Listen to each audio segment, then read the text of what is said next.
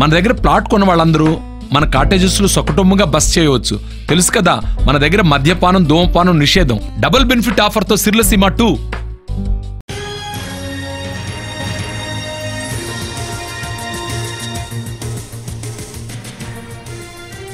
CM Revanth రెడ్డిని కలిశారు BRS MLA Danam Nagender. భేటీలో దీపాదాస్ మున్షి, డిప్యూటీ సీఎం భట్టి విక్రమార్క, మంత్రి ఉత్తమ్ కుమార్ రెడ్డి కూడా పాల్గొన్నారు. ఇప్పటికే పలువురు బీఆర్ఎస్ ఎమ్మెల్యేలు ముఖ్యమంత్రిని కలిశారు. మర్యాదపూర్వకంగానే అని చెబుతూ ఉన్న వరుసగా ఎమ్మెల్యేల భేటీ రాజకీయ వర్గాల్లో చర్చనీయాంశంగా మారింది.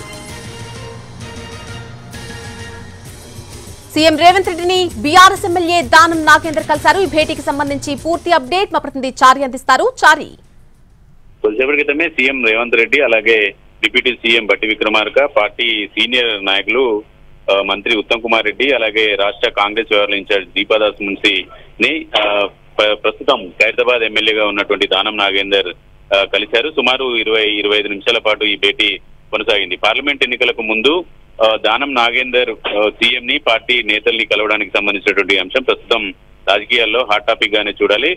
కాంగ్రెస్ పార్టీకి గ్రేటర్ హైదరాబాద్ లో ఎమ్మెల్యేలు గెలిచినటువంటి పరిస్థితి లేదు కాబట్టి ప్రస్తుతం గ్రేటర్ హైదరాబాద్ కావచ్చు, హైదరాబాద్ పరిసర ప్రాంతాల్లో ఉన్నటువంటి పార్లమెంట్ నియోజకవర్గాల్లో కాంగ్రెస్ పార్టీ కొంత ఫోకస్ చేస్తుంది. దాంట్లో భాగంగానే దానం నాగేందర్ పార్టీ బీఆర్ఎస్ పార్టీకి సంబంధించినటువంటి ఎమ్మెల్యే రేవంత్ రెడ్డిని అలాగే పార్టీకి సంబంధించినటువంటి ఇన్ఛార్జీలు, సెక్రటరీలు కలవడం కొంత రాజకీయంగా చర్చనీయాంశమైనటువంటి అంశంగానే చూడాలి.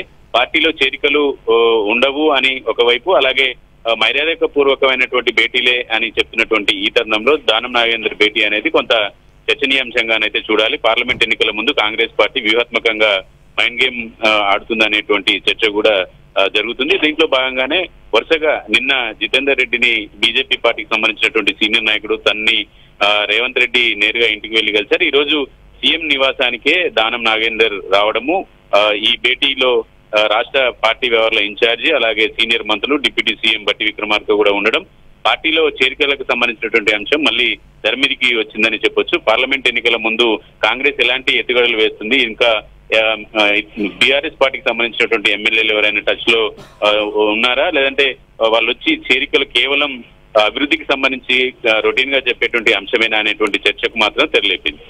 Right Chari, thanks for the update.